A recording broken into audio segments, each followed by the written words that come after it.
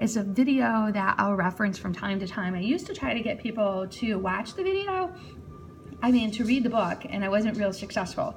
So now I have changed my strategies, and I have people watch the video. So as I reference the penguins and staying away from the no-no penguins, you're going to be able to understand what I'm talking about. So I'll share the video with you now.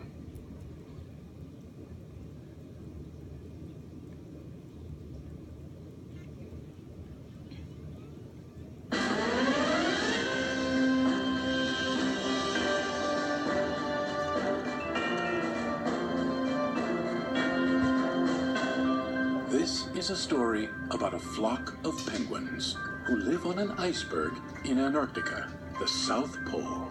They are like a big family. They have been living as a colony on this iceberg for years, as far back as they can remember. It is their home. They don't know it yet, but change is coming for them. In order to survive, they will need to learn the change leadership process, one step at a time. When they aren't hunting for creatures in the sea, they spend most of their time with friends and relatives. Except this one, Fred. Fred is unusually curious and observant. He watches the sea and stuffs his observations, ideas, and conclusions in a briefcase. One day, Fred learns something alarming. Oh boy, I have to do something. I gotta tell Alice. This is Alice. She is one of the Penguins' Leadership Council members. She is tough and has a reputation of getting things done. Alice, can I speak with you for a moment? I believe that our iceberg is melting. Really?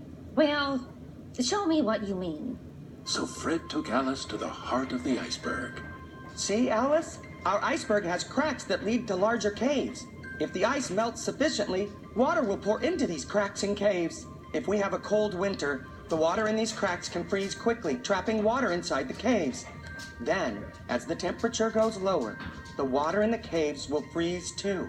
This freezing liquid will expand in volume, causing our iceberg to break into pieces.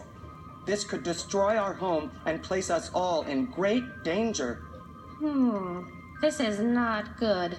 We must bring this information to the Leadership Council. I'll prepare a presentation to convince them that something must be done. The Leadership Council consists of Lewis, the head of the council, Alice, Buddy, the handsome, charismatic one, and No-No, a cranky penguin who is responsible for weather forecasts. Causing our iceberg to break into pieces. This is wild speculation and fear-mongering. Our iceberg can withstand such fluctuations. Can he guarantee his data and conclusions are 100% correct? I can't. But if our iceberg breaks into pieces in winter, wouldn't many of us die? Imagine parents who lost their children coming to us and asking, "Why didn't you foresee this crisis? It was your job to protect the colony." What would you tell them? If Fred is correct, we only have 2 months until winter to react to this threat. We must inform everyone. This calls for a general assembly of the colony. No! It would be very bad to worry them. We don't want to panic anyone. We must keep this a secret. I have an idea. Would you give me a few minutes, please? Fred went quickly down the mountain and arrived minutes later with a glass bottle. Let's fill this bottle with water, seal it, and leave it in the ice overnight.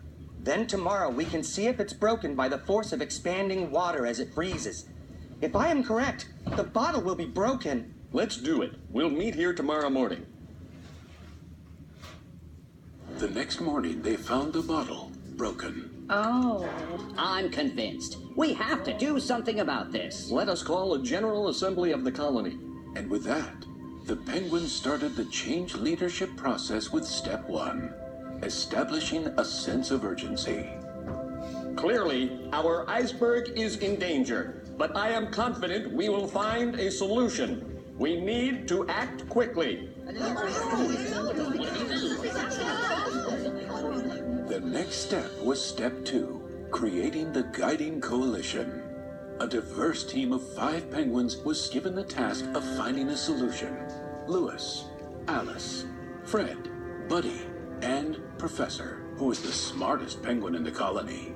Each had different strengths, and together they were the best team for the job.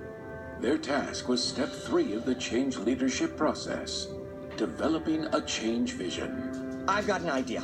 Let's move to the center of Antarctica, where ice is thicker and stronger. We will be too far from the water. How will we get fish? What about using superglue to hold the iceberg together? That's very funny. Look, up there. The seagull. It can't fly forever. It must have a home somewhere. It could be very lost, but it doesn't seem to be afraid. What if moving from one place to another is just the way it lives? Like a nomad. I can almost see how we might live. We'd learn to move around. We wouldn't try to fix melting icebergs. We would just face up to the fact that what sustains us can't go on forever. Our founder had this same idea when he moved our colony to this iceberg years ago. This sounds like our best shot. Let's inform the others. Their next step was number 4, communicating the vision for buy-in. Lewis called a general assembly again to tell all of the new strategy. Since Buddy was the best storyteller, he was chosen to tell the story of the seagull. Then Lewis addressed the crowd. We are not chained to this piece of ice. Let it melt and break. We will find other places to live that are safer. Although many penguins were relieved to hear this, many were still skeptical. So Alice came up with the idea of putting slogans on ice posters to win over the support of the colony. They worked hard to communicate the new vision of a nomadic life. Then they moved the plan forward with step 5, empowering broad-based action. A scout team should go and look for another iceberg. Assemble a team and get ready. Yes, sir. Of course, it didn't go smoothly at first. Arguments broke out among the scouts, but Lewis dealt with them in a straight and direct way, keeping the focus on the main task. Then Nono started forecasting storms to discourage the scouts and lower morale. Lewis told Nono that his forecast